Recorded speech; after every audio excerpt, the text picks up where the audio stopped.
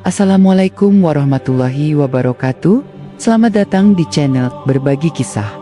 Hari ini kita akan membuka lembaran sejarah yang sangat jarang dibahas secara mendalam. Sebuah kisah yang tersembunyi di balik waktu.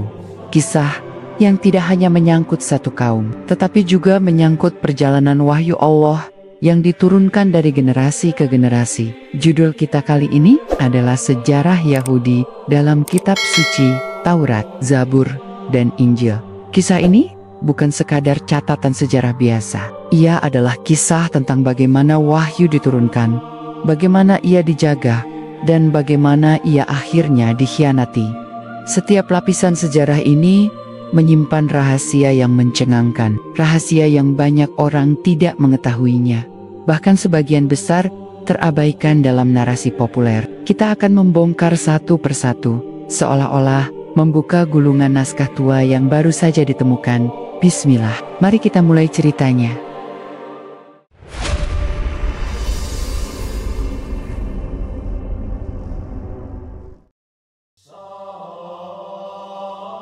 Awal mula perjalanan ini dapat kita telusuri pada sosok Nabi Ibrahim alaihissalam. Dari keturunannya lahir dua garis besar umat, keturunan Ismail yang menjadi nenek moyang bangsa Arab, dan keturunan Ishak yang melahirkan Nabi Yakub, yang dikenal dengan sebutan Israel, adalah titik asal mula nama Bani Israel. Dari keturunannya inilah lahir para nabi, lahir para pembawa risalah, dan lahir pula kaum yang kelak disebut Yahudi. Al-Quran tidak menutupi kenyataan bahwa Bani Israel adalah kaum yang diberikan banyak nikmat. Mereka diselamatkan dari Firaun, mereka dianugerahi makanan dari langit, dan mereka disucikan melalui utusan-utusan Allah.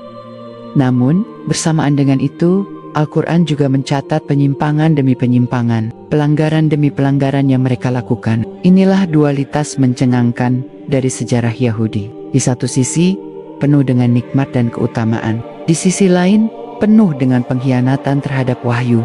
Ketika Nabi Musa alaihissalam menerima Taurat di Gunung Sinai, sebenarnya itu adalah momen yang seharusnya menjadi puncak kemuliaan. Kitab itu diturunkan sebagai hukum dan petunjuk hidup. Namun justru setelah peristiwa itu, sejarah mencatat episode yang mengejutkan. Saat Musa sedang bermunajat, sebagian besar Bani Israel membuat patung anak sapi dari emas untuk mereka sembah. Ini adalah bukti awal bagaimana mereka tidak mampu menjaga amanah besar. Quran Surat Al-Baqarah ayat 92 menegaskan, "Sungguh, Musa telah datang kepada kalian membawa bukti-bukti yang nyata. Tetapi kemudian kalian menjadikan anak sapi sebagai sembahan setelah itu.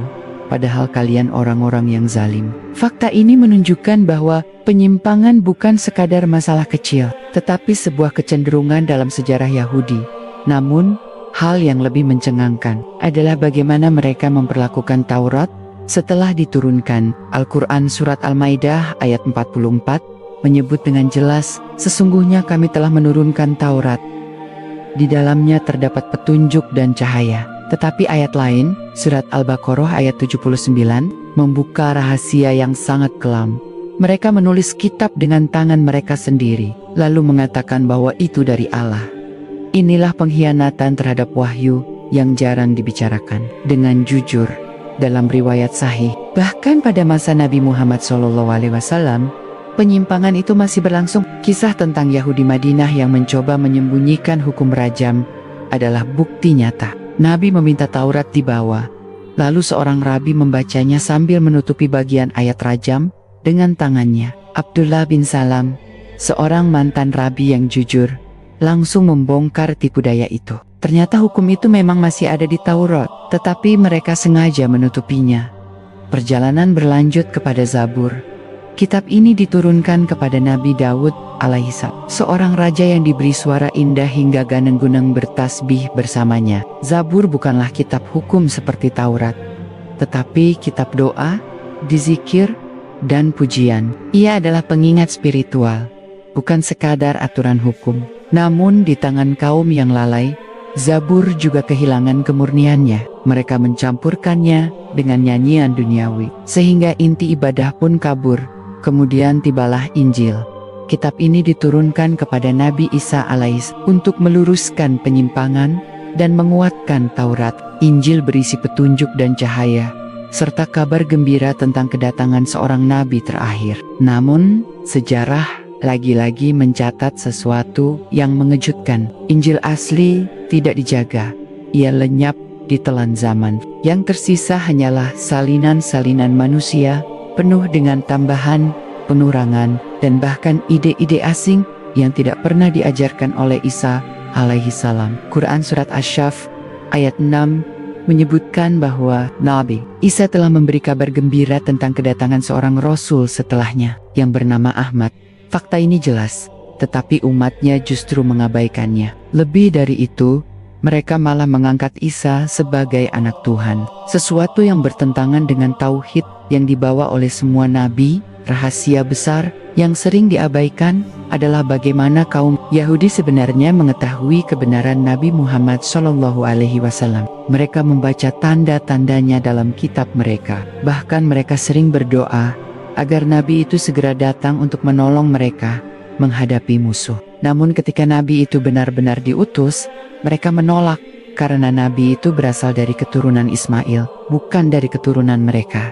Al-Quran Surat Al-Baqarah ayat 89 menggambarkan tragedi ini dengan jelas. Ketika datang kepada mereka kitab dari Allah yang membenarkan apa yang ada pada mereka, padahal sebelumnya mereka selalu berdoa untuk kemenangan atas orang-orang kafir. Maka ketika datang kepada mereka apa yang telah mereka ketahui, mereka ingkar kepadanya. Sejarah Yahudi dalam kitab suci adalah sejarah tentang kebenaran yang disembunyikan, tentang wahyu yang diubah, dan tentang amanah yang dikhianati. Perjalanan sejarah Yahudi dalam kitab-kitab suci tidak berhenti pada penyimpangan semata. Ada lapisan-lapisan rahasia lain yang jarang disentuh. Ketika kita meneliti lebih jauh riwayat-riwayat sahih, kita menemukan bagaimana Bani Israel menyikapi para nabi mereka sendiri. Mereka tidak hanya mengingkari wahyu, tetapi juga berulang kali membunuh nabi yang diutus kepada mereka. Quran Surat Al-Baqarah ayat 61 menyingkap fakta mengerikan ini. Maka kamu ditimpa kehinaan dan kemiskinan, serta kamu kembali mendapat kemurkaan dari Allah yang demikian itu. Karena mereka selalu mengingkari ayat-ayat Allah dan membunuh para nabi tanpa alasan yang benar. Bayangkan, kaum yang pernah diselamatkan dari perbudakan Mesir, yang pernah diberi kitab suci, justru menodai sejarah dengan kejahatan sebesar itu. Sejarah Yahudi juga menyimpan episode tentang keras kepala mereka dalam menerima hukum Allah saat diperintahkan memasuki Baitul Maqdis dan berperang di jalan Allah. Mereka justru menolak. Mereka berkata kepada Musa, "Pergilah engkau bersama Tuhanmu, dan biarlah kami duduk di sini." Al-Quran Surat Al-Maidah ayat ke-24. Inilah catatan nyata betapa jauh mereka berpaling dari amanah.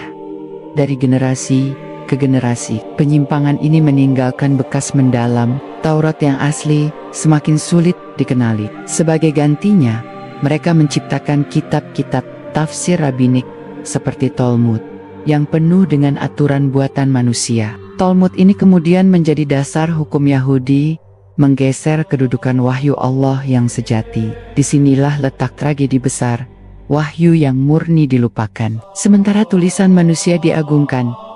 Zabur pun bernasib sama. Dari kitab doa yang penuh dizikir, ia berubah menjadi kumpulan nyanyian liturgis yang dipenuhi dengan kisah duniawi. Mazmur yang sekarang kita kenal dalam Perjanjian Lama hanyalah potongan yang sudah bercampur, jauh dari kemurnian Zabur asli. Adapun Injil, penyimpangannya bahkan lebih parah. Pada abad-abad setelah Nabi Isa alaihi salam diangkat ke langit, muncul berbagai kelompok dengan Injil-Injil yang berbeda. Ada Injil Barnabas, Injil Thomas, Injil Yahuda, dan puluhan lainnya. Gereja kemudian memilih hanya 4 Injil: Matius, Markus, Lukas, dan Yohanes. Namun keempat Injil ini bukanlah wahyu langsung, melainkan catatan pengikut yang penuh perbedaan. Fakta ini jarang diungkap secara jujur, padahal Al-Quran telah lama memperingatkan bahwa wahyu itu telah dipalsukan. Lebih mengejutkan lagi, dalam Injil-Injil yang beredar, masih ada sisa-sisa kabar tentang kedatangan Nabi terakhir. Misalnya dalam Yohanes pasal 16, disebutkan tentang kedatangan seorang penolong, yang dalam teks Yunani aslinya disebut Paraklatos. Kata ini bisa dimaknai sebagai Ahmad, sesuai dengan sebutan Nabi Muhammad SAW. Tetapi terjemahan kemudian sengaja dialihkan menjadi penghibur atau Roh Kudus, agar tidak mengarah pada nubuat tentang Nabi terakhir. Sejarah Yahudi dalam kitab-kitab suci ini semakin jelas menggambarkan satu pola. Kebenaran datang, mereka mengenalinya, lalu mereka mengubahnya. Dari sinilah lahir satu ironi besar. Kaum yang paling banyak menerima Nabi justru menjadi kaum yang paling sering menolak dan membunuh Nabi. Muhammad SAW pun telah memperingatkan umat Islam agar tidak mengikuti jalan mereka. Dalam hadis sahih riwayat Imam Bukhari dan Imam Muslim, beliau bersabda, "Kalian benar-benar akan mengikuti jalan orang-orang sebelum kalian sejengkal demi sejengkal, siesta demi siesta, hingga jika mereka masuk ke lubang biawak, niscaya kalian pun akan mengikutinya." Para sahabat bertanya, "Apakah mereka itu Yahudi dan Nasrani, wahai Rasulullah?" Beliau menjawab, "Siapa lagi kalau bukan mereka?" Hadis ini bukan sekadar peringatan, tetapi juga petunjuk bahwa sejarah bisa berulang. Rahasia lain yang jarang diungkap adalah bagaimana sebagian Yahudi sebenarnya menyimpan pengetahuan tentang Nabi terakhir. Abdullah bin Salam, seorang rabi Yahudi yang masuk Islam, menegaskan bahwa tanda-tanda kerasulan Muhammad benar-benar ada dalam Taurat. Riwayat sahih menyebutkan bahwa ia berkata, "Aku mengenalnya seperti aku mengenal anakku sendiri." Artinya, kepastian tentang kedatangan Rasulullah tidak bisa disangkal. Tetapi mayoritas mereka menolak, bukan karena tidak tahu, melainkan karena iri dan fanatisme buta. Al-Quran Surat Al-An'am ayat 20 menegaskan, "Orang-orang yang telah kami berikan kitab, mereka mengenalnya sebagaimana mereka mengenal anak-anak mereka sendiri. Orang-orang yang merugikan diri mereka, mereka tidak beriman." Ini adalah salah satu rahasia terbesar yang disingkap Al-Quran. Kaum Yahudi tahu, tetapi mereka menolak. Penyimpangan-penyimpangan ini membawa dampak besar. Hingga hari ini, Taurat yang asli hilang, diganti dengan versi-versi buatan. Zabur hanya tinggal potongan dalam Mazmur. Injil yang asli lenyap, digantikan Injil-Injil gereja yang saling berbeda. Namun Al-Quran, kitab terakhir yang diturunkan kepada Nabi Muhammad SAW, dijaga oleh Allah dari segala perubahan. Surat Al-Hir ayat 9 menegaskan, "Sesungguhnya kamilah yang menurunkan Al-Quran, dan sesungguhnya kami benar-benar memeliharanya." Sejarah Yahudi dalam kitab-kitab suci bukanlah sekadar catatan masa lalu. Ia adalah cermin bagi kita semua, agar tidak mengulang kesalahan yang sama, mengkhianati wahyu, menyelewengkan ajaran, dan menolak kebenaran, meskipun sudah jelas. Ketika kita menelusuri lebih jauh, sejarah Yahudi dalam kitab-kitab suci menyimpan lapisan yang lebih gelap lagi. Salah satu fakta paling mencengangkan adalah bagaimana Bani Israel kerap berselisih dan berpecah belah meskipun mereka memegang wahyu Allah. Al-Quran Surat Al-Baqarah ayat 213 menggambarkan bagaimana umat manusia awalnya satu, lalu Allah mengutus nabi-nabi dengan membawa kitab suci. Tetapi perselisihan terjadi justru setelah datangnya pengetahuan. Artinya, perpecahan Bani Israel bukan karena ketidaktahuan, melainkan karena kesombongan dan hawa nafsu. Sejarah membuktikan hal ini. Setelah wafatnya Nabi Musa alaihissalam, Bani Israel berkali-kali terjerumus dalam kemaksiatan. Mereka meminta hakim, mereka meminta raja. Tetapi ketika Allah mengutus Salut sebagai raja, mereka menolaknya dengan alasan duniawi. Bagaimana ia memimpin kami, padahal kami lebih berhak atas kekuasaan itu daripadanya. Al-Quran Surat Al-Baqarah ayat ke-247.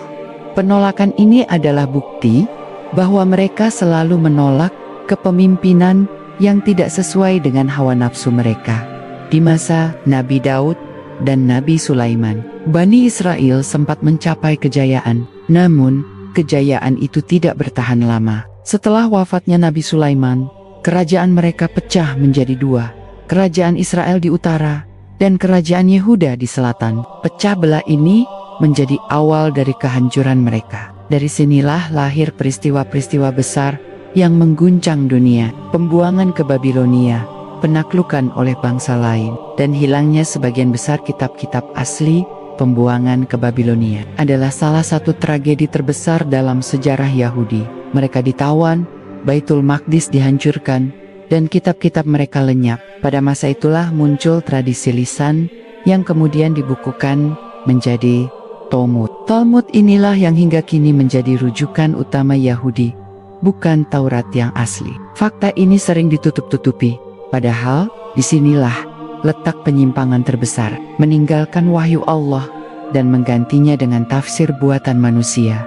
Lebih jauh lagi, Al-Quran menyebutkan perilaku aneh mereka terhadap para nabi. Dalam surat Ali Imran ayat 21, Allah berfirman, sesungguhnya orang-orang yang kafir kepada ayat Allah dan membunuh para nabi tanpa alasan yang benar, serta membunuh orang-orang yang menyuruh manusia berbuat adil, maka berikanlah kabar gembira kepada mereka dengan azab yang pedih. Bayangkan, membunuh nabi adalah dosa yang tak terbayangkan. Tetapi itu terjadi berulang kali dalam sejarah Bani Israel. Nabi Zakaria dibunuh, Nabi Yahya dipenggal, dan Nabi Isa ditolak serta direncanakan untuk dibunuh. Namun, Allah menyelamatkannya dengan mengangkatnya ke langit. Semua peristiwa ini menguatkan gambaran bahwa sejarah Yahudi penuh dengan pengkhianatan terhadap risalah. Lebih mencengangkan lagi, dalam kitab mereka sendiri tersimpan nubuat tentang kedatangan seorang nabi terakhir. Tetapi nubuat itu sengaja ditutupi. Dalam kitab Ulangan pasal 18 ayat 18 disebutkan, seorang nabi akan kubangkitkan bagi mereka dari antara saudara mereka. Seperti engkau ini, aku akan menaruh firmanku dalam mulutnya, dan ia akan mengatakan kepada mereka segala yang kuperintahkan kepadanya. Kalimat dari antara saudara mereka adalah rujukan kepada keturunan Ismail, saudara Ishak. Tetapi mayoritas Yahudi menolak menafsirkannya demikian. Meskipun fakta sejarah sangat jelas, ketika Nabi Muhammad SAW datang, tanda-tandanya sudah sangat jelas. Abdullah bin Salam, seorang ulama Yahudi Madinah, bersaksi bahwa ia mengenalinya sebagaimana mengenal anaknya sendiri. Namun mayoritas Yahudi memilih menutup mata. Inilah rahasia besar yang jarang diungkap. Penolakan itu bukan karena kebodohan, melainkan karena kesombongan dan iri hati. Al-Quran surat Al-Baqarah ayat 90 menyingkap alasan. Sebenarnya, alangkah buruknya perbuatan mereka yang menjual dirinya dengan kekafiran kepada apa yang diturunkan Allah, karena dengki bahwa Allah menurunkan karunia-Nya kepada siapa yang Dia kehendaki di antara hamba-hambanya. Karena itu mereka mendapat murka di atas murka. Sejarah Yahudi juga menunjukkan bagaimana mereka pandai berkonspirasi. Di Madinah, mereka mengikat perjanjian damai dengan Rasulullah, tetapi segera melanggarnya. Mereka bersekutu dengan musyrikin Quraisy dalam perang Azab.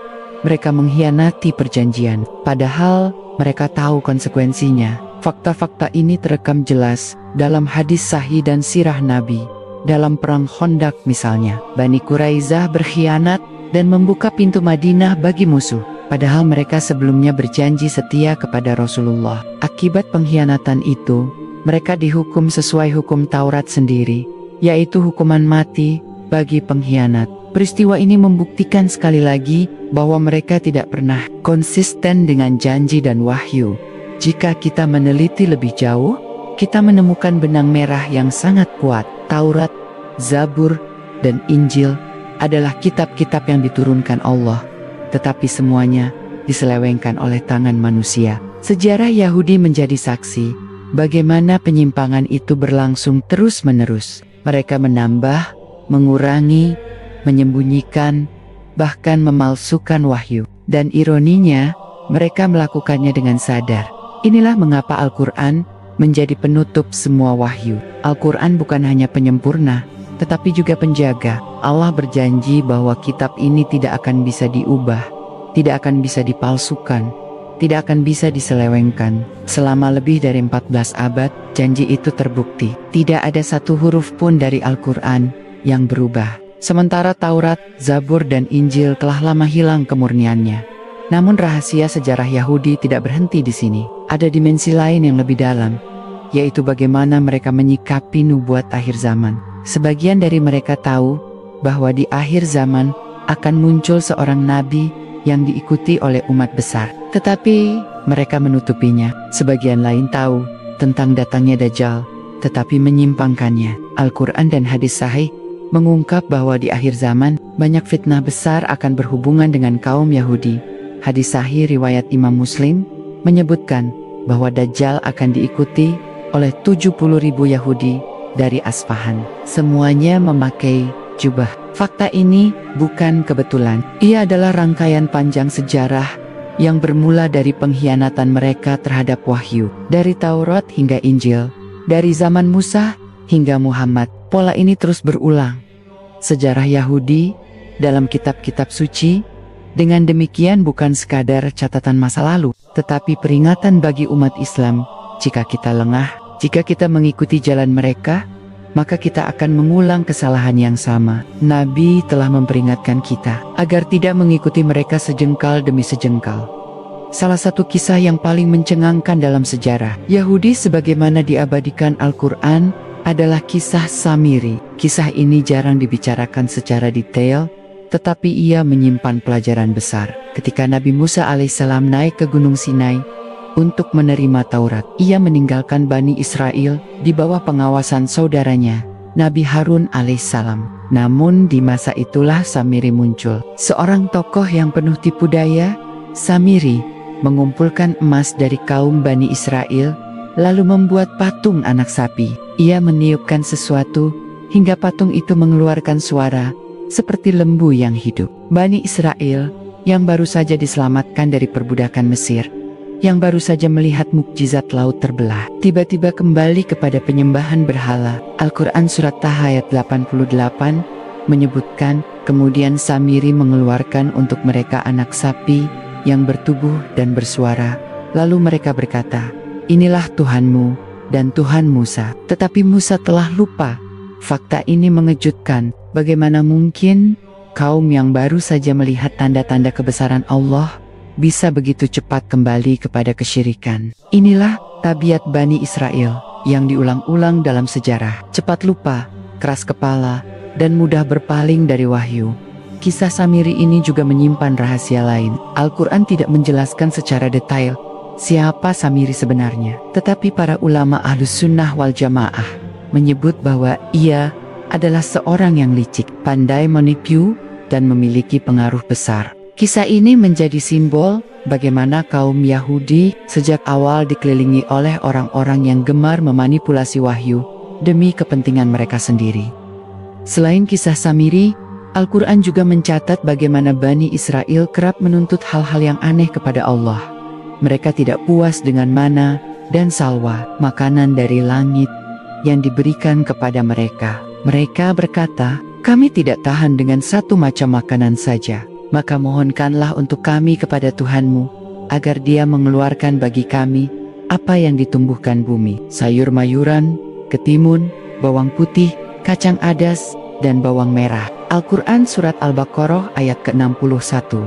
Permintaan ini menunjukkan betapa mereka sering menolak nikmat besar hanya karena urusan kecil. Kisah lain yang jarang diungkap adalah tentang mereka yang diperintahkan untuk tidak bekerja pada hari Sabtu. Larangan ini bukan tanpa alasan, melainkan sebagai ujian. Namun sebagian mereka melanggarnya. Mereka membuat tipu daya, memancing ikan pada hari Jumat, lalu mengambilnya pada hari Ahad, seakan-akan mereka tidak melanggar, padahal hakikatnya mereka telah melanggar larangan Allah. Al-Quran Surat Al-A'raf ayat 163-166 mencatat peristiwa ini. Allah pun menghukum mereka dengan azab yang sangat keras. Sebagian dari mereka diubah menjadi kera yang hina. Fakta bahwa Allah mengubah sebagian Bani Israel menjadi kera adalah salah satu rahasia sejarah yang paling mengejutkan. Ini bukan metafora. Dalam hadis sahih riwayat Imam Bukhari dan Imam Muslim, Rasulullah SAW menegaskan bahwa peristiwa itu benar adanya. Kaum yang melanggar larangan Allah diubah menjadi makhluk hina sebagai bentuk hukuman langsung. Namun yang lebih mengejutkan adalah bahwa generasi setelahnya masih saja mengulang kesalahan yang sama. Kita juga menemukan kisah bagaimana mereka mempermainkan hukum Allah. Dalam riwayat sahih, ketika Nabi Muhammad SAW mendapati orang Yahudi berzina, mereka mencoba mengganti hukum rajam dengan cambuk. Mereka ingin hukum Allah yang keras diubah agar sesuai dengan hawa nafsu mereka. Tetapi Rasulullah menegakkan hukum yang sebenarnya sesuai dengan Taurat yang asli. Peristiwa ini menunjukkan bahwa manipulasi hukum bukan hanya terjadi di masa lalu, tetapi juga berlangsung hingga masa Nabi.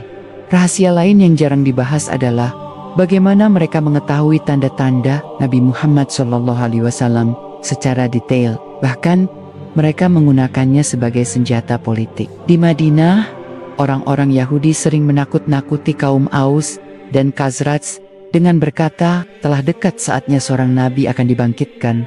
Kami akan mengikutinya, dan bersama beliau kami akan membunuh kalian seperti kaum Ad dan Iram dibinasakan. Tetapi ketika nabi itu datang, mereka justru menjadi orang yang paling keras menentangnya. Al-Quran Surat Al-Baqarah ayat 89 menyingkap ironi ini. Ketika datang kepada mereka kitab dari Allah yang membenarkan apa yang ada pada mereka, padahal sebelumnya mereka selalu berdoa untuk kemenangan atas orang-orang kafir. Maka ketika datang kepada mereka apa yang telah mereka ketahui, mereka ingkar kepadanya. Inilah salah satu rahasia terbesar dalam sejarah Yahudi. Penolakan mereka terhadap kebenaran bukan karena tidak tahu, tetapi karena dengki. Sejarah Yahudi juga berhubungan erat dengan nubuat akhir zaman. Rasulullah SAW menyebutkan dalam hadis sahih riwayat Imam Muslim bahwa Dajjal akan diikuti oleh 70.000 Yahudi dari Asfahan. Ini bukan sekadar kebetulan. Ia adalah rangkaian panjang dari sejarah pengkhianatan mereka terhadap wahyu yang berujung pada keterlibatan mereka dalam fitnah terbesar di akhir zaman. Lebih jauh lagi, dalam hadis sahih disebutkan bahwa di akhir zaman, kaum Yahudi akan bersembunyi di balik batu dan pohon. Tetapi batu dan pohon itu akan berbicara, "Wahai hamba Allah, wahai Muslim, ini ada Yahudi di belakangku. Kemarilah dan bunuhlah dia, kecuali pohon Garkot, karena ia adalah pohon orang Yahudi." Hadis ini diriwayatkan oleh Imam Muslim, dan ia menunjukkan betapa kuat keterkaitan kaum Yahudi dengan fitnah akhir zaman. Semua fakta ini, ketika disusun bersama, membentuk sebuah mosaik sejarah yang sangat mengejutkan. Dari Taurat yang diubah, Zabur yang dilalaikan, Injil yang dipalsukan, hingga penolakan terhadap Nabi Muhammad SAW. Sejarah Yahudi adalah sejarah tentang pengkhianatan terhadap wahyu, namun sekaligus ia juga adalah peringatan bagi umat Islam agar tidak mengulangi jalan yang sama.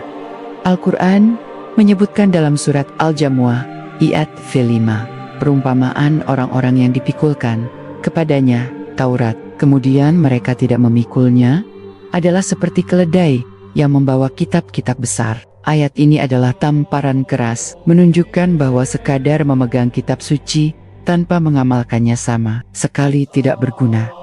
Dan inilah yang kita lihat dalam sejarah Yahudi. Mereka memegang kitab, tetapi tidak mengamalkannya. Mereka bahkan berani menukarnya dengan dunia yang hina. Al-Quran Surat Al-Baqarah ayat 41 menegaskan, "Janganlah kamu menjual ayat-ayatku dengan harga yang sedikit, dan hanya kepadakulah kamu harus bertakwa." Sejarah Yahudi dalam kitab-kitab suci bukanlah dongeng. Ia adalah catatan nyata, penuh dengan fakta-fakta mencengangkan yang jarang diungkap. Setiap kisahnya mengandung pelajaran. Setiap penyimpangannya menjadi cermin bagi kita semua. Ketika Nabi Muhammad SAW hijrah ke Madinah, kaum Yahudi sudah lama tinggal di sana. Mereka hidup berdampingan dengan suku Aus dan Khazraj, dua suku besar bangsa Arab yang sering bertikai. Orang-orang Yahudi terbagi dalam beberapa kelompok besar, seperti Bani Kainuka, Bani Nadir, dan Bani Quraizah. Mereka memiliki tanah subur, benteng kokoh, dan jaringan perdagangan yang kuat. Tetapi yang lebih penting, mereka membawa warisan kitab Taurat yang mereka klaim sebagai cahaya dari Allah. Namun, di balik itu, ada rahasia yang jarang dibicarakan. Kaum Yahudi di Madinah sering menggunakan nubuat tentang Nabi akhir zaman sebagai senjata politik. Mereka berkata kepada orang-orang Arab, "Telah dekat saatnya seorang Nabi akan muncul. Kami akan mengikutinya, dan bersamanya, kami akan menguasai kalian." Tetapi ketika Nabi Muhammad SAW benar-benar datang dengan membawa wahyu, mereka justru menolak dan menentangnya dengan keras. Penolakan ini bukan sekadar karena mereka tidak percaya, melainkan karena iri hati. Mereka mengetahui tanda-tanda kenabian Rasulullah sebagaimana mereka mengenal anak-anak mereka sendiri. Hal ini ditegaskan dalam Al-Quran Surat Al-Baqarah ayat ke-146. Orang-orang yang telah kami beri kitab, mereka mengenalnya sebagaimana mereka mengenal anak-anak mereka. Dan sesungguhnya segolongan di antara mereka menyembunyikan kebenaran, padahal mereka mengetahuinya. Inilah fakta mencengangkan yang sering dilupakan. Kaum Yahudi bukan menolak karena tidak tahu, melainkan karena takut kehilangan kekuasaan dan kedudukan mereka di Madinah.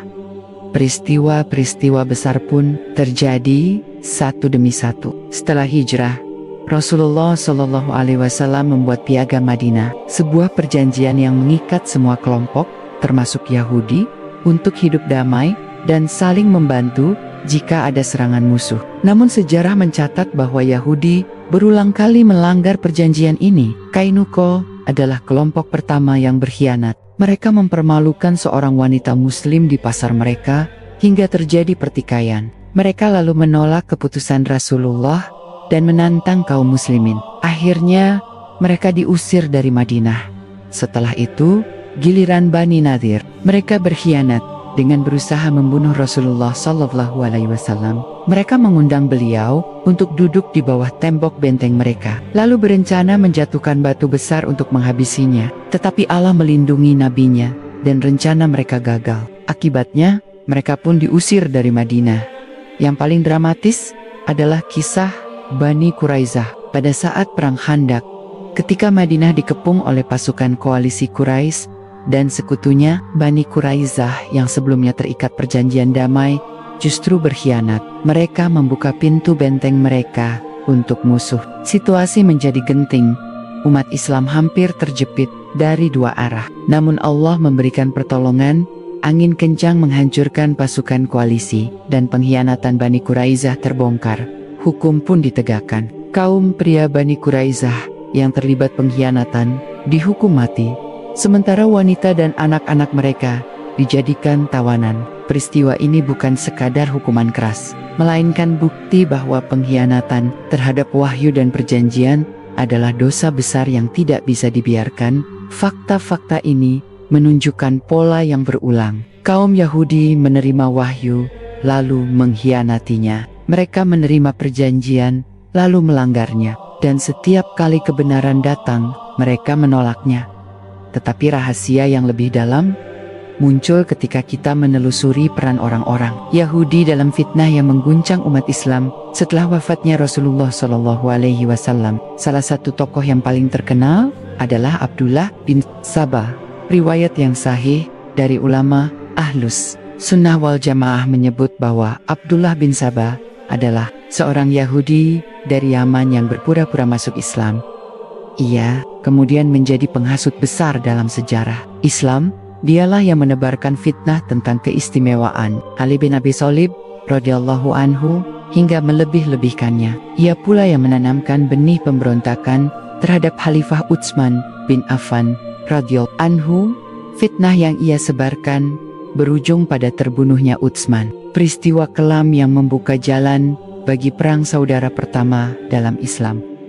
Abdullah bin Sabah adalah bukti bagaimana kaum Yahudi tidak berhenti hanya pada penolakan terhadap Rasulullah, tetapi juga berusaha merusak umat Islam dari dalam. Jejak intriknya terasa hingga kini. Karena banyak kelompok menyimpang dalam Islam yang akarnya bisa ditelusuri kembali pada fitnah yang ia sebarkan, keterlibatan kaum Yahudi dalam sejarah awal Islam bukanlah kebetulan. Mereka selalu memainkan peran ganda, berpura-pura tunduk, tetapi di balik layar mengatur siasat. Mereka ahli dalam memutarbalikkan kata-kata, sebagaimana dicatat dalam Al-Quran, Surat An-Nisa, ayat 46. di antara orang-orang Yahudi, ada yang mengubah perkataan dari tempat-tempatnya. Mereka berkata, "Kami mendengar, tetapi kami tidak mau menaati." Dan mereka berkata, "Dengarlah, tetapi tidak didengar."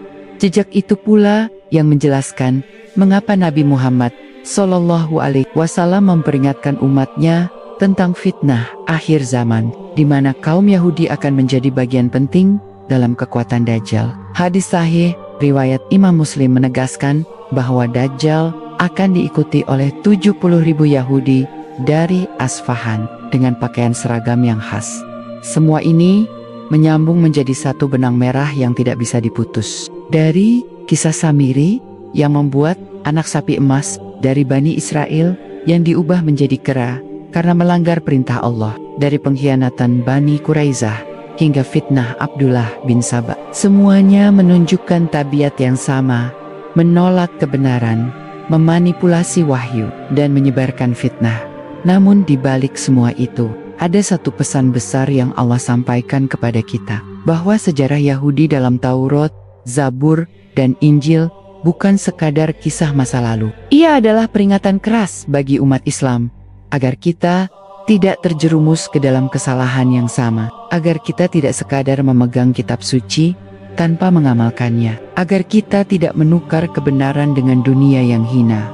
Taurat adalah kitab yang diturunkan Allah kepada Nabi Musa alaihissalam. Kitab ini pada awalnya adalah cahaya, petunjuk, dan pedoman hidup. Al-Quran Surat Al-Maidah ayat 44 menegaskan, "Sesungguhnya kami telah menurunkan Taurat, di dalamnya ada petunjuk dan cahaya." Dengan Taurat itu, para nabi yang menyerah diri kepada Allah menghukum orang-orang Yahudi. Ayat ini membuka rahasia besar. Taurat bukanlah sekadar kumpulan hukum, melainkan wahyu yang benar-benar mengandung cahaya kebenaran. Namun, yang terjadi justru sebaliknya. Kaum Yahudi memutarbalikkan hukum-hukum yang ada di dalam Taurat. Dalam hadis sahih riwayat Imam Bukhari, diceritakan bahwa mereka menutupi ayat rajam dengan tangan mereka ketika Rasulullah Shallallahu Alaihi Wasallam menanyakan hukuman bagi pezina. Mereka lebih memilih hukum yang ringan daripada kebenaran yang Allah turunkan. Penyimpangan ini tidak berhenti di sana. Mereka mengubah huruf-huruf Taurat dari tempatnya. Mereka menafsirkan sesuai hawa nafsu. Bahkan, sebagian ulama Ahlus Sunnah wal Jamaah menyebut bahwa mereka memasukkan dongeng-dongeng dan kisah-kisah yang tidak berasal dari Allah ke dalam kitab mereka. Inilah yang menyebabkan Taurat yang asli hilang, dan yang tersisa hanyalah teks yang bercampur antara wahyu dan rekayasa manusia. Zabur yang diturunkan kepada Nabi Daud alaihissalam pada awalnya juga berfungsi sebagai cahaya bagi Bani Israel. Ia penuh dengan pujian kepada Allah, doa, dan nasihat. Tetapi sama seperti Taurat, Zabur pun tidak selamat dari pengabaian dan manipulasi. Mereka tidak menjadikannya pedoman utama. Bahkan sebagian darinya hilang ditelan waktu yang lebih mencengangkan. Injil yang diturunkan kepada Nabi Isa alaihissalam pun mengalami nasib yang sama. Al-Quran Surat Al-Maidah ayat 46 menegaskan, "Dan kami iringkan jejak mereka dengan Isa putra Maryam, membenarkan kitab yang sebelumnya, yaitu Taurat, dan kami telah memberikan kepadanya Injil, di dalamnya ada petunjuk dan cahaya, dan membenarkan kitab sebelumnya, yaitu Taurat, serta menjadi petunjuk dan pelajaran untuk orang-orang yang bertakwa." Fakta penting di sini adalah bahwa Injil diturunkan bukan untuk menghapus Taurat yang asli, melainkan untuk meluruskannya dan mengembalikannya kepada cahaya. Tetapi justru kaum Yahudi menolak Nabi Isa alaihissalam. Mereka menuduhnya pendusta, bahkan berusaha membunuhnya. Al-Quran Surat An-Nisa ayat 157 membongkar klaim mereka, dan karena ucapan mereka, "Sesungguhnya kami telah membunuh Al-Masih, Isa putra Maryam, Rasul Allah," padahal mereka tidak membunuhnya dan tidak menyalibnya, tetapi yang diserupakan bagi mereka. Ini adalah salah satu rahasia besar dalam sejarah wahyu. Nabi Isa alaihissalam tidak dibunuh, tidak disalib. Allah mengangkatnya ke langit, sementara mereka tertipu oleh tipu daya mereka sendiri. Tetapi sejak saat itulah, Injil yang asli pun hilang. Yang tersisa hanyalah catatan-catatan manusia yang kemudian disusun ulang menjadi kitab yang penuh kontradiksi. Dari sinilah kita melihat pola yang sama. Taurat diturunkan dengan cahaya, lalu dipalsukan. Zabur diwahyukan dengan petunjuk, lalu dilalaikan. Injil datang membenarkan Taurat, tetapi ditolak dan diputarbalikkan. Dan semua jejak ini Allah singkap dalam Al-Quran. Sebagai wahyu terakhir yang menjadi hakim atas kitab-kitab sebelumnya, rahasia yang jarang diungkap adalah bagaimana kaum Yahudi menyadari bahwa Al-Quran bukan hanya kitab baru, tetapi juga koreksi atas penyimpangan mereka. Al-Quran menyebut dalam surat Al-Baqarah ayat ke-75, "Apakah kamu masih mengharapkan mereka akan percaya kepadamu? Padahal segolongan dari mereka mendengar firman Allah, lalu mereka mengubahnya setelah mereka memahaminya." Sedang mereka mengetahui, ayat ini menegaskan bahwa pengubahan wahyu bukanlah karena ketidaktahuan, melainkan dilakukan dengan sadar. Mereka tahu kebenaran, tetapi mereka menutupinya. Dan yang lebih menegangkan, Al-Quran tidak hanya membongkar pengkhianatan masa lalu, tetapi juga memberi gambaran tentang masa depan, bahwa kaum Yahudi akan terus memainkan peran dalam fitnah besar hingga akhir zaman. Semua ini menjadi bukti bahwa kisah dalam Taurat, Zabur, Injil, dan akhirnya Al-Quran adalah satu rangkaian sejarah yang saling menyambung.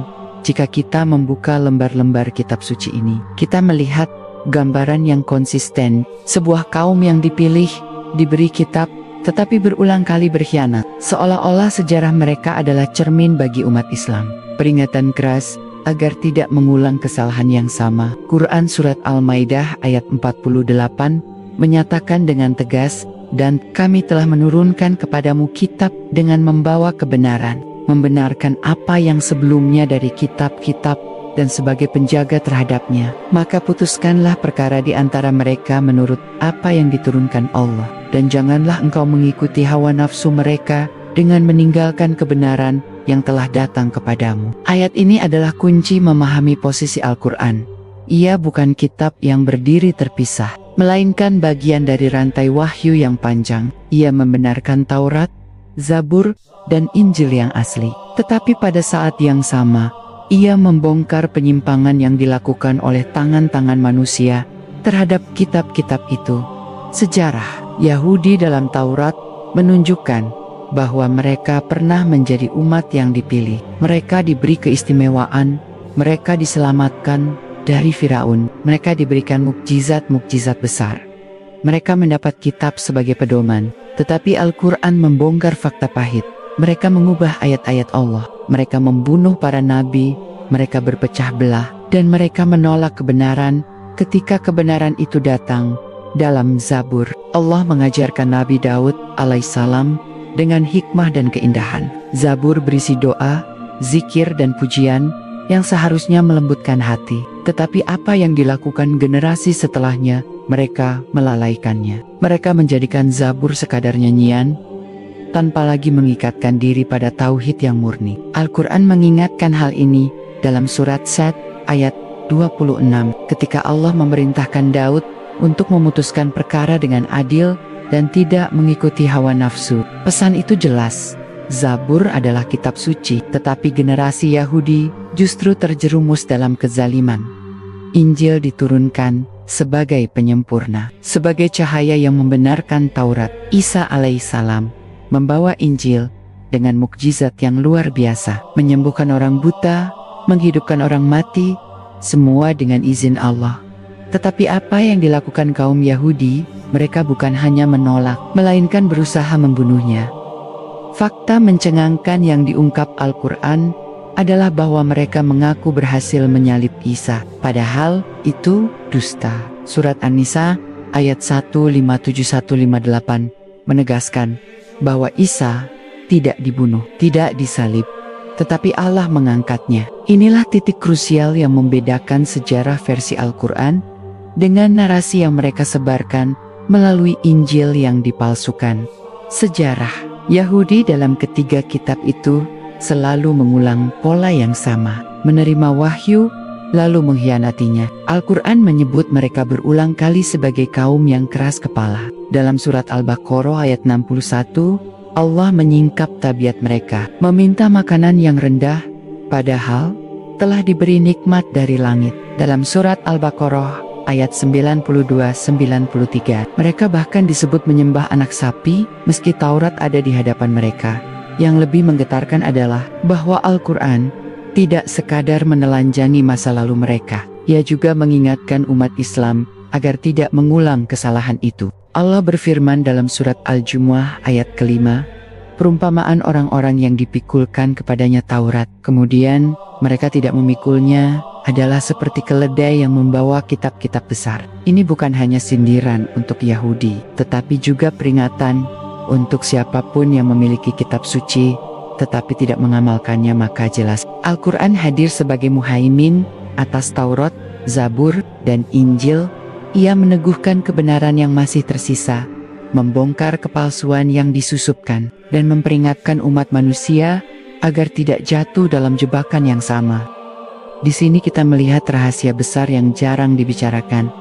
Sejarah Yahudi bukan sekadar kisah tentang suatu bangsa. Ia adalah cermin yang dipasang Allah di hadapan umat Islam, bahwa kemuliaan bisa hilang jika wahyu dikhianati, bahwa kedudukan bisa runtuh jika kitab suci hanya dijadikan simbol tanpa diamalkan, dan yang paling mencengangkan, Al-Quran juga mengabarkan bahwa meski mereka berulang kali berkhianat, meski mereka menolak para nabi, meski mereka memalsukan kitab, masih ada segolongan kecil dari mereka yang tetap berpegang pada kebenaran. Allah menyebut dalam surat Ali Imran ayat 113-114, mereka itu tidak sama. Di antara ahli kitab ada golongan yang lurus. Mereka membaca ayat-ayat Allah pada waktu malam dan mereka bersujud. Mereka beriman kepada Allah dan hari akhir. Mereka menyuruh kepada yang ma'ruf dan mencegah dari yang mungkar, serta bersegera mengerjakan kebaikan. Mereka itu termasuk orang-orang yang saleh. Ayat ini membuka tabir bahwa meski sejarah Yahudi didominasi pengkhianatan, masih ada yang menjaga iman. Meski jumlah mereka sedikit, tetapi suara mereka tertelan oleh kebanyakan yang menyimpang. Taurat, sebagai kitab pertama yang diturunkan kepada Bani Israel, adalah fondasi utama agama mereka. Di dalamnya terdapat hukum-hukum Allah yang tegas, perintah ibadah, larangan syirik, dan aturan hidup yang mengikat mereka sebagai umat pilihan. Tetapi Al-Quran membongkar bahwa sejak awal mereka sudah tidak konsisten. Dalam surat Al-Baqarah ayat 87, Allah berfirman, dan sungguh kami telah memberikan kepada Musa kitab dan kami telah menyusulnya dengan rasul-rasul, dan kami telah memberikan bukti-bukti yang nyata kepada Isa putra Maryam. Lalu kamu bersikap sombong, maka sebagian mereka kamu dustakan dan sebagian yang lain kamu bunuh. Ayat ini menunjukkan fakta yang mencengangkan. Taurat diturunkan sebagai pedoman, tetapi respon mereka adalah menolak dan membunuh para nabi yang membawa kebenaran. Sejarah Yahudi dalam Taurat bukan hanya catatan hukum, melainkan juga catatan tentang pembangkangan terhadap hukum itu sendiri. Zabur datang setelah itu, diturunkan kepada Nabi Daud alaihissalam. Isinya berfokus pada dizikir, doa, dan pujian kepada Allah. Zabur adalah kitab yang seharusnya melembutkan hati. Namun sejarah mencatat bahwa kaum Yahudi lebih tertarik pada kekuasaan dan dunia. Mereka melupakan isi Zabur, padahal kitab itu berisi seruan tauhid yang jelas. Yang jarang diungkap adalah bahwa dalam Zabur terdapat nubuat tentang kedatangan seorang nabi terakhir dari keturunan Ismail, bukan dari keturunan Ishak.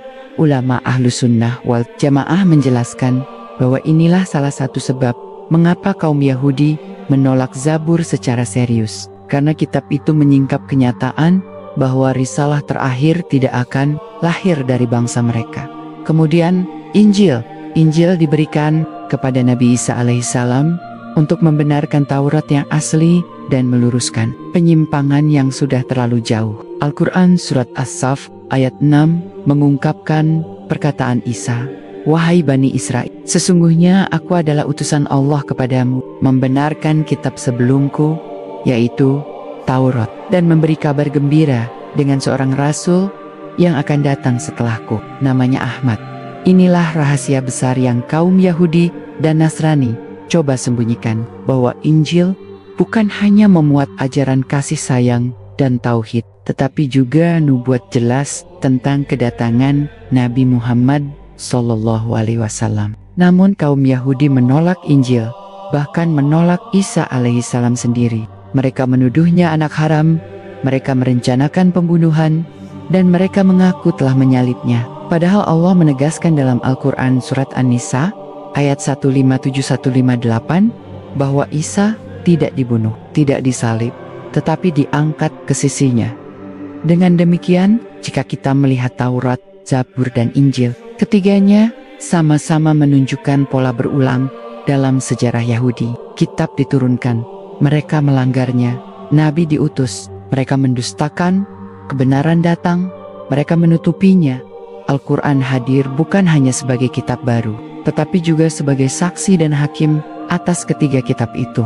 Ia meluruskan kisah yang diputarbalikkan, ia membenarkan nubuat yang disembunyikan, dan ia memperingatkan umat Islam agar tidak mengulangi kesalahan yang sama. Inilah mengapa Al-Quran menyebut dirinya sebagai Al-Muhaimin atas kitab-kitab sebelumnya. Sebab sejarah Yahudi bukan sekadar sejarah bangsa, melainkan sejarah kegagalan mereka menjaga wahyu. Taurat yang seharusnya dijunjung, mereka selewengkan. Zabur yang seharusnya diamalkan, mereka lalaikan. Injil yang seharusnya mereka imani, mereka tolak. Dan Al-Quran menegaskan dalam surat Al-Baqarah ayat ke-120, orang-orang Yahudi dan Nasrani tidak akan rela kepadamu hingga engkau mengikuti agama mereka. Katakan, sesungguhnya petunjuk Allah, itulah petunjuk yang sebenarnya. Ayat ini bukan hanya penegasan tentang sikap mereka terhadap umat Islam, tetapi juga pengingat bahwa sejarah penyelewengan wahyu oleh kaum Yahudi akan terus berdampak hingga akhir zaman. Salah satu rahasia besar yang sering disembunyikan adalah bahwa ketiga kitab itu, Taurat, Zabur, dan Injil, memuat nubuat tentang kedatangan seorang nabi terakhir, penutup para rasul, yang akan membawa risalah untuk seluruh umat manusia.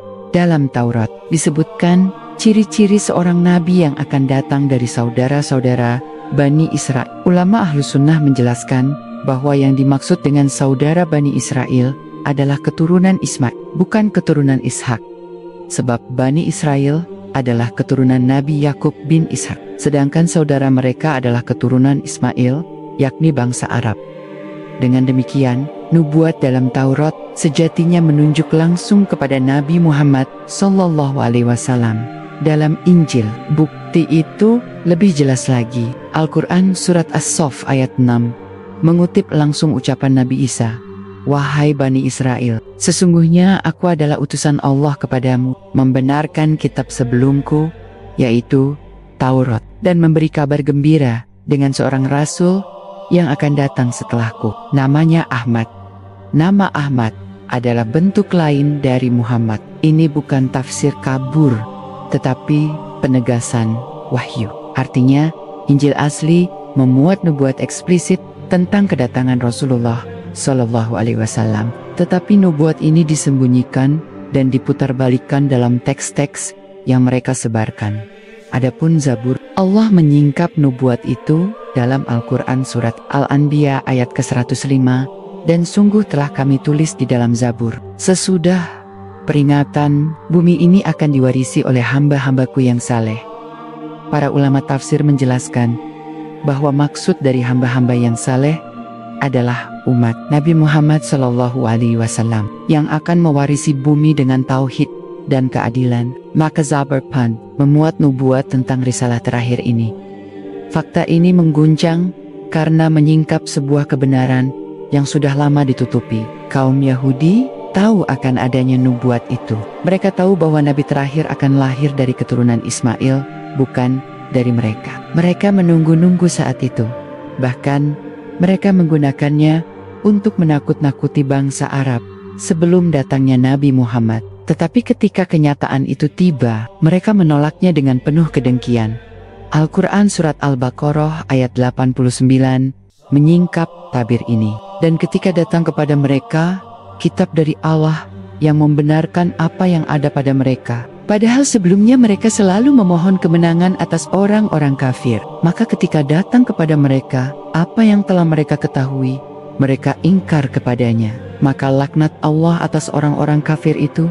Inilah titik paling tragis dalam sejarah Yahudi. Kitab-kitab mereka sendiri sudah menubuatkan, tanda-tandanya mereka kenal, bahkan mereka gunakan sebagai senjata politik. Tetapi ketika cahaya itu benar-benar datang, mereka menolaknya. Mereka memilih kedudukan dunia. Mereka takut kehilangan kekuasaan, dan mereka menolak mengakui kebenaran yang mereka tahu. Sejarah ini bukan sekadar catatan. Ia adalah bukti bahwa Al-Quran bukan hanya kitab yang berdiri sendiri, tetapi juga kitab yang membongkar rahasia terdalam dari Taurat, Zabur, dan Injil. Ia menyingkap bahwa nubuat tentang Nabi Muhammad SAW bukanlah sesuatu yang asing, melainkan inti dari wahyu-wahyu sebelumnya.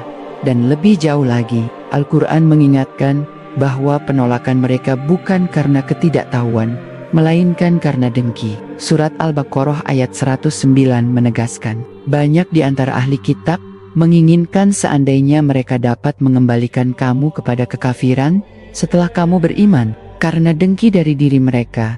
Setelah nyata bagi mereka kebenaran, maka sejarah Yahudi dalam Taurat, Zabur, dan Injil adalah sejarah tentang bagaimana nubuat besar, nubuat tentang nabi terakhir, diterima dalam teks, tetapi ditolak dalam realitas. Penolakan kaum Yahudi terhadap nubuat nabi terakhir bukan hanya melahirkan tragedi spiritual dalam sejarah mereka sendiri, tetapi juga memicu konflik berkepanjangan dengan umat Nasrani. Sebab di sisi lain, umat Nasrani pengikut Nabi Isa percaya bahwa nubuat itu ada dalam kitab mereka. Namun, mereka menafsirkan bahwa kedatangan nabi yang dijanjikan itu merujuk pada Roh Kudus atau sosok metafisik, bukan seorang manusia nyata. Disinilah letak perpecahan besar. Yahudi menolak Isa sebagai nabi, dan ketika Injil berbicara tentang datangnya seorang paraklit atau penghibur, mereka pun mengingkari maknanya. Sedangkan umat Nasrani mengaitkan nubuat itu dengan sesuatu di luar diri manusia. Padahal dalam teks asli yang belum terdistorsi, istilah itu menunjuk pada seorang utusan yang akan datang setelah Isa, dengan nama yang erat hubungannya dengan Ahmad. Al-Quran menegaskan kebenaran itu dalam surat As-Saff ayat ke-6. Nabi Isa dengan jelas berkata, "Aku memberi kabar gembira dengan seorang rasul yang akan datang setelahku, namanya Ahmad." Tetapi Injil versi resmi yang tersebar hari ini telah memutarbalikkan penyebutan nama itu, diganti dengan istilah samar agar tidak terbaca sebagai nubuat Nabi Muhammad. Fakta mencengangkan lainnya, dalam tradisi Yahudi sendiri ada tanda-tanda bahwa mereka menunggu seorang nabi besar menjelang akhir zaman. Sebagian riwayat syahih menyebutkan ketika kaum Yahudi yang tinggal di Madinah mendengar berita tentang seorang nabi yang akan diutus, mereka sering menakut-nakuti suku-suku Arab.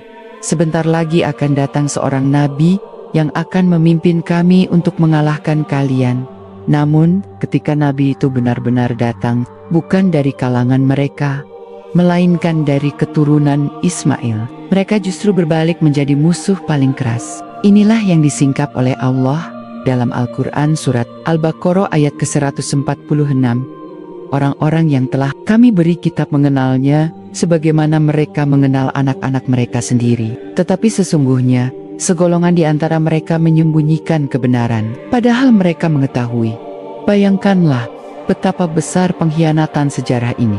Mereka mengenal Nabi Muhammad sebagaimana mengenal anak mereka sendiri. Artinya, tanda-tandanya begitu jelas, sifatnya, ciri fisiknya, bahkan tempat kelahirannya telah disebut dalam kitab mereka. Tetapi kebenaran itu mereka kubur dalam-dalam, hanya demi mempertahankan kehormatan palsu dan kedudukan duniawi.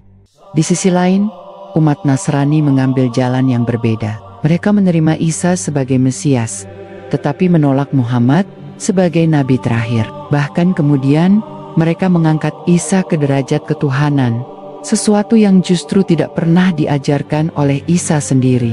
Maka lahirlah dua penolakan berbeda. Yahudi menolak Isa sekaligus Muhammad, sementara Nasrani menerima Isa namun menolak Muhammad. Disinilah Al-Quran hadir sebagai korektor sejarah. Ia meluruskan bahwa Isa adalah nabi, bukan Tuhan. Ia menegaskan bahwa Isa sendiri memberi kabar tentang kedatangan Ahmad Ia mengungkapkan bahwa penolakan Yahudi dan penyimpangan Nasrani bersumber dari kedengkian dan hawa nafsu, bukan dari kurangnya pengetahuan. Lebih dari itu, Al-Quran menunjukkan bahwa pengkhianatan terhadap nubuat ini bukan sekadar masalah iman, tetapi juga politik. Yahudi di Madinah, yang sebelumnya membanggakan nubuat tentang Nabi akhir zaman, justru menjadikan penolakan terhadap Nabi Muhammad sebagai strategi untuk mempertahankan hegemoni. Mereka bersekutu dengan suku-suku musyrik Arab demi melawan Nabi yang seharusnya mereka ikuti. Maka, sejarah Yahudi dalam Taurat, Zabur, dan Injil menjadi semakin jelas. Mereka memiliki nubuat tentang Nabi. Terakhir, mereka mengenali tanda-tandanya dengan detail. Mereka bahkan menakuti bangsa lain dengan nubuat itu, tetapi ketika kenyataan tiba, mereka menolak dengan keras. Dan sejak saat itu, sejarah Yahudi tidak lagi hanya tentang sebuah kaum, tetapi tentang bagaimana sebuah bangsa menolak kebenaran yang mereka kenali sendiri. Dalam Taurat yang asli, terdapat petunjuk yang luar biasa jelas. Di dalam kitab Ulangan pasal 18 ayat 18 disebutkan, seorang nabi akan kubangkitkan bagi mereka dari antara saudara mereka. Seperti engkau Musa, aku akan menaruh firmanku dalam mulutnya, dan ia akan mengatakan kepada mereka segala yang kuperintahkan kepadanya. Ayat ini menjadi titik kunci. Musa adalah keturunan Ishak, sedangkan saudara mereka menunjuk kepada keturunan Ismail. Dari sinilah para ulama Ahlus Sunnah menjelaskan bahwa nabi yang dimaksud adalah Muhammad, karena ia datang dari keturunan Ismail, dan ia menyampaikan wahyu bukan dari dirinya, melainkan dari Allah. Bahkan ungkapan aku akan menaruh firmanku dalam mulutnya sejalan dengan sifat Nabi Muhammad SAW yang ummi, tidak menulis, tidak membaca, tetapi menyampaikan wahyu persis sebagaimana yang diwahyukan. Lebih mencengangkan lagi, dalam kitab Ulangan pasal 33 ayat 2 disebutkan, Tuhan datang dari Sinai, terbit kepada mereka dari Syer, tampak bersinar dari pegunungan Paran. Sinai menunjuk kepada Musa dan Taurat. Sir, pegunungan di wilayah Palestina, menunjuk kepada Isa dan Injil. Paran adalah wilayah padang pasir Mekah, tempat Ismail menetap, dan di sanalah Muhammad lahir. Ayat ini menjadi saksi sejarah bahwa ketiga nabi besar Musa, Isa, dan Muhammad telah dinubuatkan dalam rangkaian wahyu. Tetapi bagian terakhir tentang Paran sering diabaikan atau ditafsirkan ulang agar tidak menunjuk kepada Nabi Muhammad. Padahal jejak geografisnya tidak bisa disangkal. Paran adalah Mekah, tempat Baitullah berdiri. Lalu bagaimana dengan Zabur? Dalam Mazmur pasal 72, terdapat doa dan nubuat tentang seorang raja yang akan membawa keadilan ke seluruh bumi, dan semua bangsa akan tunduk kepadanya. Disebutkan bahwa ia akan memerintah dari laut sampai ke laut, dan dari sungai sampai ujung bumi. Juga disebut bahwa bangsa-bangsa Arab dan Sabah akan membawa persembahan kepadanya, dan semua raja akan bersujud kepadanya. Ulama tafsir menjelaskan bahwa nubuat ini bukan tentang Daud atau Sulaiman semata, karena kerajaan mereka terbatas pada wilayah tertentu. Tetapi nubuat ini menunjuk pada risalah Nabi Muhammad SAW yang membawa Islam hingga melampaui Jazirah Arab, menembus Persia, Romawi, hingga ke seluruh penjuru dunia. Bahkan disebutkan bangsa-bangsa Arab akan datang membawa hadiah kepadanya. Sebuah gambaran yang jelas tentang suku-suku Arab yang akhirnya tunduk di bawah kepemimpinannya. Al-Quran menegaskan kembali nubuat Zabur ini dalam surat Al-Anbiya ayat ke-105, dan sungguh telah kami tulis di dalam Zabur sesudah peringatan, bumi ini akan diwarisi oleh hamba-hambaku yang saleh. Maka jelaslah, nubuat dalam Zabur bukan hanya simbolis, ia adalah penegasan bahwa umat Nabi Muhammad, umat Islam, akan menjadi pewaris bumi dengan tauhid dan syariat yang lurus. Namun, yang mencengangkan adalah bagaimana nubuat-nubuat ini disembunyikan. Para rabi Yahudi tahu persis bahwa teks-teks itu menunjuk kepada Nabi Muhammad, tetapi mereka menolak mengakui secara terbuka. Mereka memilih menafsirkan ulang, memotong, bahkan menghapus bagian-bagian tertentu dari naskah agar kebenaran itu tidak tersingkap.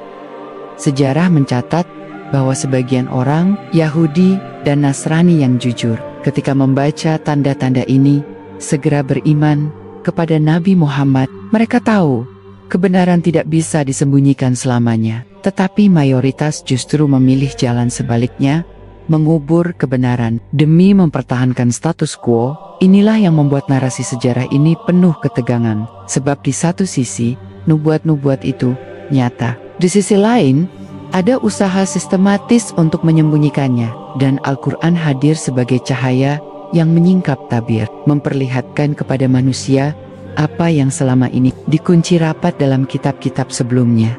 Jika Taurat menyebutkan nubuat seorang nabi dari saudara Bani Israel, dan Zabur menyinggung pewaris bumi yang saleh, maka Injil menyimpan petunjuk yang lebih tegas lagi. Injil asli yang diturunkan kepada Nabi Isa alaihissalam memang telah banyak diselewengkan, tetapi jejak-jejak nubuat itu masih bisa ditangkap. Bahkan dalam naskah-naskah yang bertahan hingga hari ini, dalam Injil Yohanes pasal 14 ayat 16, Isa berkata kepada murid-muridnya, "Aku akan meminta kepada Bapa, dan Ia akan memberikan kepadamu seorang penghibur yang lain, supaya Ia menyertai kamu selama-lamanya." Kata penghibur di sini berasal dari istilah Yunani parakletos. Disinilah letak kuncinya. Sebagian ulama menjelaskan bahwa istilah ini dalam teks aslinya lebih dekat kepada periklitos, yang berarti yang sangat terpuji. Dan siapa lagi yang memiliki nama yang terpuji kalau bukan Muhammad? Sebab Muhammad berasal dari kata hamde yang artinya terpuji. Injil yang masih ada memberi bayangan samar tentang nubuat ini, walaupun disamarkan dengan terjemahan yang berbeda-beda. Al-Quran Surat As-Saff ayat 6 menegaskan nubuat Isa, "Aku memberi kabar gembira dengan seorang rasul yang akan datang setelahku, namanya Ahmad." Ahmad adalah nama lain dari Muhammad, dan maknanya pun sama, yang terpuji. Maka benang merahnya jelas. Injil Yohanes yang hari ini kita kenal masih menyimpan jejak nama itu. Meskipun tidak lagi utuh, bukti lain terdapat dalam Injil Yohanes pasal 16 ayat 12. Ke-13, "Masih banyak hal yang harus kukatakan kepadamu, tetapi sekarang kamu belum dapat menanggungnya. Tetapi apabila Ia datang, yaitu Roh kebenaran, Ia akan memimpin kamu ke dalam seluruh kebenaran. Sebab Ia tidak akan berkata-kata dari dirinya sendiri, tetapi segala sesuatu yang didengarnya, itulah yang akan dikatakannya, dan Ia akan memberitakan kepadamu hal-hal yang akan datang." Deskripsi ini mencerminkan sifat kerasulan, tidak berbicara dari hawa nafsunya, tetapi dari wahyu yang diwahyukan. Nabi Muhammad SAW adalah sosok yang persis dengan gambaran ini. Beliau ummi, tidak menulis kitab dari dirinya, tidak mendirikan agama baru berdasarkan filsafat, melainkan menyampaikan firman Allah sebagaimana diterimanya melalui Jibril. Namun, Injil yang sampai ke tangan manusia saat ini sudah dipenuhi tangan yang mengubah nubuat yang jelas tentang seorang nabi manusia, diubah menjadi gambaran samar tentang Roh Kudus atau entitas gaib. Tujuannya jelas, menghindari pengakuan bahwa Isa sebenarnya memberi kabar tentang seorang nabi terakhir yang datang sesudahnya. Sejarah Yahudi dalam hal ini semakin tragis. Mereka menolak Isa sejak awal. Ketika Isa datang membawa Injil, mereka menuduhnya pendusta. Ketika Injil berbicara tentang nabi terakhir, mereka pun berpura-pura tidak melihat. Lalu ketika Nabi Muhammad benar-benar datang, mereka menjadi pihak pertama yang memerangi. Dan disinilah letak paradoks yang mencengangkan. Taurat sudah menubuatkan seorang nabi dari saudara Bani Israel. Zabur sudah menyebutkan umat saleh yang akan mewarisi bumi. Injil sudah memberi kabar gembira dengan nama Ahmad. Namun semua itu ditolak, disembunyikan, atau diputarbalikkan. Al-Quran tidak hanya membenarkan nubuat itu, tetapi juga membongkar pengkhianatan sejarah yang terjadi. Surat Al-Baqarah ayat 101 menjelaskan, "Dan setelah datang kepada mereka seorang Rasul dari Allah yang membenarkan apa yang ada pada mereka, sebagian dari orang-orang yang diberi kitab justru melemparkan kitab Allah ke belakang punggung mereka, seakan-akan mereka tidak mengetahuinya. Dengan kata lain, Injil yang sejati sesungguhnya selaras dengan Taurat, Zabur, dan Al-Quran. Tetapi sejarah mencatat bagaimana Yahudi dan kemudian Nasrani menutup mata terhadap nubuat itu. Mereka lebih memilih mempertahankan ajaran yang sudah berubah daripada tunduk kepada kebenaran yang mereka kenali dengan sangat jelas. Nubuat dalam Injil tentang Nabi Muhammad bukan sekadar catatan kecil. Ia adalah simpul yang menyatukan keseluruhan sejarah kenabian. Isa datang untuk melanjutkan ajaran Musa dan menyiapkan jalan bagi Muhammad. Muhammad datang sebagai penutup, membawa syariat yang sempurna dan berlaku untuk seluruh manusia. Maka, sejarah Yahudi dalam Taurat, Zabur, dan Injil bukan hanya perjalanan sebuah bangsa dengan kitab suci mereka, melainkan rangkaian wahyu yang ujungnya berakhir pada nabi terakhir. Dan disinilah ketegangan itu memuncak. Di antara pengakuan yang jelas dalam kitab-kitab mereka dan penolakan yang mereka lakukan dengan sadar, salah satu ciri paling mencolok yang dibongkar oleh Al-Quran adalah kebiasaan mereka menyembunyikan sebagian wahyu dan menonjolkan sebagian lain. Dalam surat Al-Baqarah ayat 85, Allah mengecam keras, "Apakah kamu beriman kepada sebagian kitab dan ingkar kepada sebagian yang lain? Tiadalah balasan bagi orang yang berbuat demikian di antara kamu selain kenistaan dalam kehidupan dunia, dan pada hari kiamat mereka dikembalikan kepada azab yang sangat berat." Ayat ini menyingkap pola lama. Bagian-bagian Taurat yang mendukung kepentingan mereka dipelihara, sementara bagian yang membebani mereka atau membongkar kedengkian mereka disembunyikan. Bahkan, hukum-hukum Allah mereka abaikan jika bertentangan dengan keuntungan politik. Ciri kedua adalah pemutarbalikan makna ayat-ayat. Dalam surat An-Nisa ayat 46, Allah menjelaskan, di antara orang-orang Yahudi, ada yang mengubah perkataan dari tempat-tempatnya, dan mereka berkata, "Kami mendengar, tetapi kami tidak mau menurutinya." Dan mereka berkata, "Dengarlah yang tidak kami sukai." Dan mereka mengatakan, "Raina," dengan memutarbalikkan lidah mereka dan mencela agama. Mereka bukan hanya menyembunyikan teks, tetapi juga mengubah makna kata, menyelewengkan istilah, bahkan mengolok-olok syariat dengan permainan bahasa. Ciri ketiga adalah penulisan kitab palsu dan mengklaimnya dari Allah. Ini sudah kita lihat dalam surat Al-Baqarah ayat 79, di mana Allah melaknat mereka yang menulis kitab dengan tangan sendiri lalu menisbatkannya kepada Allah. Para mufasir menegaskan bahwa ini adalah kecaman terhadap rabi Yahudi yang mencampur wahyu dengan catatan buatan lalu menjualnya kepada umat dengan imbalan duniawi. Ciri keempat adalah penyembunyian nubuat tentang Nabi Muhammad SAW. Surat Al-Baqarah ayat 146 menyatakan, "Orang-orang yang telah kami beri kitab mengenalnya, sebagaimana mereka mengenal anak-anak mereka sendiri. Tetapi sebagian dari mereka menyembunyikan kebenaran, padahal mereka mengetahui." Ini fakta mencengangkan. Mereka tidak bisa berpura-pura tidak tahu, karena tanda-tanda itu sangat jelas. Mereka mengenal Nabi terakhir, seperti mengenali wajah anak mereka, tetapi mereka memilih untuk menutupi. Ciri kelima adalah mengganti hukum syariat dengan kompromi duniawi. Dalam surat Al-Maidah ayat 44, Allah menegur, "Sesungguhnya kami telah menurunkan Taurat.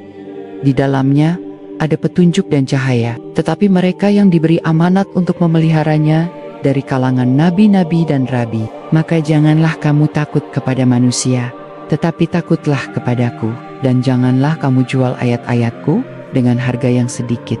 Namun sejarah membuktikan, para rabi lebih sering menjual ayat Allah demi harta, kedudukan, dan popularitas. Dan ciri keenam, yang paling berbahaya, adalah menuduh para nabi dusta, bahkan membunuh mereka. Al-Quran Surat Al-Baqarah ayat 87 mengingatkan, "Apakah setiap kali datang kepadamu seorang rasul membawa sesuatu yang tidak sesuai dengan keinginanmu, kamu menyombongkan diri. Lalu sebagian rasul kamu dustakan, dan sebagian yang lain kamu bunuh." Inilah potret hitam sejarah Yahudi. Musa mereka bantah, Daud mereka abaikan, Isa mereka tolak, Muhammad mereka perangi. Jika kita tarik benang merah dari semua ini, maka pola besar terlihat jelas. Taurat dipelintir hukum-hukumnya, Zabur dipersempit hanya jadi nyanyian. Sementara nubuat tentang umat Muhammad disembunyikan, Injil ditolak sejak awal, lalu naskahnya diganti dengan catatan buatan murid. Al-Quran akhirnya turun untuk mengoreksi semua penyimpangan, sekaligus menyingkap kebohongan yang telah berlangsung berabad-abad. Sejarah Yahudi dalam kitab-kitab suci ini bukan hanya catatan tentang wahyu, tetapi juga catatan tentang pengkhianatan terhadap wahyu. Setiap kali Allah menurunkan kitab, selalu ada kelompok di antara mereka yang menyelewengkan, dan setiap kali Allah mengutus nabi, selalu ada penolakan, bahkan pembunuhan. Yang paling menegangkan, Al-Quran mengingatkan umat Islam agar tidak mengulangi kesalahan mereka. Surat Al-Baqarah ayat 120 memperingatkan, orang-orang Yahudi dan Nasrani tidak akan pernah rela kepadamu hingga kamu mengikuti milah mereka. Dengan kata lain, kaum muslim diminta waspada, jangan mengikuti jalan mereka yang memilih hawa nafsu di atas wahyu. Jangan terjerumus dalam kompromi yang merusak. Jangan menjual agama demi dunia. Ketika Nabi Muhammad hijrah ke Madinah, di sana sudah ada 3 kabilah Yahudi besar, Bani Kainuka, Bani Nadir, dan Bani Quraizah. Mereka sudah lama tinggal di sekitar Madinah, hidup dari perdagangan, pertanian, serta menguasai pasar dengan sistem riba sejak awal. Nabi Muhammad SAW membuat piagam Madinah, perjanjian yang menjamin kebebasan beragama, sekaligus mengikat seluruh penduduk Madinah, baik Muslim maupun Yahudi, dalam satu kesepakatan, saling membantu melawan musuh luar, tidak berkhianat, dan hidup damai berdampingan. Namun, sejarah menunjukkan pola lama Yahudi kembali terulang. Bani Kainuka adalah kabilah pertama yang melanggar. Mereka merendahkan kaum muslim, menodai kehormatan seorang wanita muslimah di pasar, lalu menantang perang. Akhirnya, mereka diusir dari Madinah. Bani Nadir melakukan pengkhianatan lebih besar. Mereka bersekongkol dengan kaum Quraisy dan berencana membunuh Nabi dengan menjatuhkan batu saat beliau berkunjung ke perkampungan mereka. Allah bongkar rencana itu melalui wahyu, dan akhirnya mereka juga diusir. Bani Quraizah adalah kabilah yang paling tragis kisahnya. Saat perang Ozab, ketika kaum muslim terkepung oleh gabungan Quraisy, Ghatafan, dan sekutu lainnya, Bani Quraizah justru berkhianat. Mereka membatalkan perjanjian dengan Nabi dan membuka celah bagi musuh untuk menyerang dari dalam kota. Pengkhianatan di saat genting ini nyaris menghancurkan Madinah. Setelah parit berhasil dipertahankan dan musuh bubar, Nabi menindak Bani Quraizah sesuai hukum perjanjian perang saat itu. Peristiwa ini menunjukkan benang merah yang sama dengan sejarah sebelumnya. Di masa Musa, mereka membantah. Di masa Daud, mereka menolak. Di masa Isa, mereka menuduh dusta. Di masa Muhammad, mereka berkhianat. Al-Quran mengabadikan peristiwa ini bukan sekadar catatan sejarah, tetapi sebagai peringatan keras bagi umat Islam. Penyimpangan Yahudi dari Taurat, Zabur, dan Injil bukan hanya masalah teks, melainkan juga sikap mengkhianati janji, mengubah hukum, dan menolak kebenaran yang sudah jelas. Yang menarik, sebagian kecil dari Yahudi Madinah justru masuk Islam dengan tulus. Mereka adalah orang-orang yang jujur, yang mengenali tanda kenabian Muhammad seperti mereka mengenali anak sendiri. Sebagaimana disebut dalam Al-Baqarah ayat ke-146, tetapi mayoritas tetap menutup hati mereka. Dari sini kita bisa melihat dengan jelas, sejarah Yahudi bukan hanya tentang kitab yang diubah, tetapi juga tentang sikap yang berulang kali mengkhianati wahyu, dan Al-Quran hadir untuk meluruskan semua itu, sekaligus memperingatkan agar umat Islam tidak terjerumus dalam kesalahan yang sama. Setelah 3 kabilah Yahudi di Madinah, Bani Kainuka, Bani Nadir, dan Bani Quraizah tidak lagi memiliki pijakan. Mereka menyebar ke berbagai daerah, sebagian ke Kabar, sebagian ke Syam, dan sebagian lagi lebih jauh ke wilayah-wilayah di bawah kekuasaan Romawi. Khaybar menjadi basis terbesar mereka di Jazirah Arab. Khaybar bukan sekadar benteng pertanian, melainkan pusat kekuatan ekonomi Yahudi. Mereka memiliki benteng kokoh, lahan subur, dan kekayaan besar. Tetapi sekali lagi, kekuatan itu tidak digunakan untuk hidup damai, melainkan menjadi sumber konspirasi. Mereka bersekongkol dengan Quraisy dalam perang Uhud dan Azab. Sampai akhirnya, di tahun ke-7 Hijriah, Rasulullah memimpin ekspedisi ke Kabar. Benteng-benteng Yahudi satu persatu jatuh. Hingga simbol kebanggaan mereka, benteng Kamus, ditaklukkan oleh Ali bin Abi Thalib dengan izin Allah. Sejak itu, Yahudi tidak lagi memiliki kekuatan militer berarti di Jazirah Arab. Sebagian tetap tinggal dengan perjanjian, menggarap lahan dengan membagi hasil untuk kaum muslim. Sampai akhirnya, di masa Umar bin Khattab, mereka benar-benar dikeluarkan dari seluruh jazirah, sesuai sabda Nabi, bahwa tidak boleh ada dua agama di tanah Arab. Namun, ini bukan akhir perjalanan mereka. Justru sejak terusir, gelombang diaspora Yahudi memasuki babak baru. Mereka menyebar ke berbagai pusat kekuasaan, ke Syam, di mana mereka sebelumnya sudah ada sejak masa Romawi. Di sini mereka hidup dalam bayang-bayang kebencian Romawi yang menuduh mereka sebagai pembunuh Isa, ke Persia, di mana sejak masa Babilonia mereka sudah memiliki komunitas kuat, ke Eropa, terutama setelah penaklukan Romawi menyebar. Orang-orang Yahudi mengikuti jalur perdagangan. Di Spanyol, mereka kemudian menemukan masa keemasan di bawah kekuasaan Islam yang mencengangkan. Meski mereka tercerai-berai, pola sejarah tetap sama. Mereka hidup di bawah kekuasaan umat lain, tetapi selalu mencari celah untuk memengaruhi ekonomi, politik, dan bahkan agama.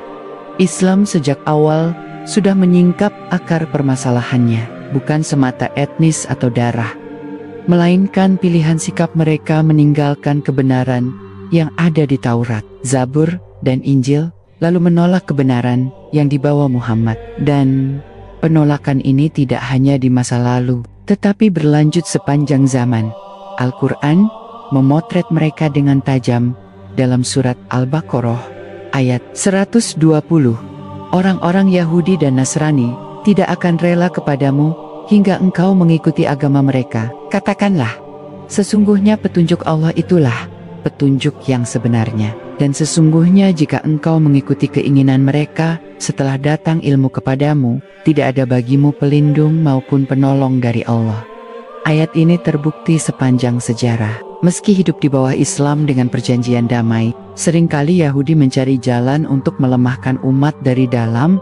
Ketika kaum Muslim menaklukkan Andalusia pada awal abad ke-8, Yahudi yang sebelumnya hidup tertekan di bawah kekuasaan Kristen Eropa, justru menyambut dengan tangan terbuka. Di bawah pemerintahan Islam, mereka diberi ruang hidup yang layak, bisa beribadah sesuai ajaran mereka, bahkan diberi kesempatan untuk berkembang di bidang ilmu, seni, perdagangan, dan politik. Di kota-kota seperti Cordoba, Granada, dan Toledo, Yahudi mencapai masa kemasan. Mereka menjadi penerjemah teks-teks Yunani ke bahasa Arab, lalu dari Arab ke Latin, sehingga turut andil dalam mentransfer ilmu pengetahuan ke Eropa. Mereka juga berperan dalam perdagangan internasional, menghubungkan Andalusia dengan Afrika Utara, Timur Tengah, bahkan Eropa Utara. Tokoh-tokoh Yahudi seperti Hasdai ibnu Shaprut, seorang diplomat dan tabib, mendapat kedudukan tinggi di Istana Umayyah, Cordoba. Lalu ada Maimonides ibn Maimun, filsuf sekaligus dokter, yang karya-karyanya masih dikaji hingga kini. Ironisnya, meski hidup aman dalam sistem Islam, pemikiran Maimonides justru banyak dipakai kemudian untuk memperkuat identitas Yahudi yang eksklusif. Namun, pola sejarah kembali berulang. Sebagian dari mereka terlibat dalam intrik politik, bersekongkol dengan penguasa yang sedang bersaing. Ketika Andalusia terpecah menjadi kerajaan-kerajaan kecil muluk Al-Tawaif, Yahudi ikut memanfaatkan situasi. Mereka seringkali menjadi penasihat politik, pemegang kas kerajaan, hingga faktor penentu dalam konflik internal. Yang lebih menarik, ketika Kristen mulai menaklukkan Andalusia kembali dalam proses Reconquista, sebagian Yahudi memilih berpihak pada Kristen. Hal ini bukan karena keyakinan agama, tetapi karena kepentingan politik dan ekonomi. Dari sini muncul gelombang baru tragedi. Ketika Kristen akhirnya menguasai Spanyol sepenuhnya, baik Muslim maupun Yahudi sama-sama diusir, dipaksa pindah agama, atau dibakar hidup-hidup oleh inkuisisi. Artinya, perlindungan yang mereka dapatkan di bawah Islam berakhir ketika mereka berpaling kepada Kristen. Sejarah mencatat, umat Islam memberi ruang hidup yang adil, tetapi pengkhianatan demi pengkhianatan justru mengantarkan mereka kepada bencana besar. Dari Andalusia, diaspora Yahudi menyebar lagi ke Afrika Utara, ke Khalifahan Ottoman, dan sebagian ke Eropa Timur. Di bawah Ottoman, mereka sekali lagi menemukan perlindungan. Sultan Bayezid II bahkan menerima gelombang besar Yahudi yang diusir dari Spanyol pada tahun ke-1492. Ia bahkan berkata, mereka yang mengusir Yahudi dari Spanyol sebenarnya telah memiskinkan negerinya, dan aku yang menerima mereka telah memperkaya kekuasaanku. Maka, Yahudi kembali bernaung di bawah Islam. Kali ini di Istanbul, Salonika, dan wilayah Balkan. Mereka berperan sebagai pedagang, dokter, penerjemah, dan penasihat istana. Namun, lagi-lagi, pola lama muncul. Semakin diberi ruang, semakin besar pula potensi pengkhianatan, terutama ketika pengaruh Eropa modern mulai masuk. Memasuki era modern, sejarah Yahudi kembali memasuki babak baru.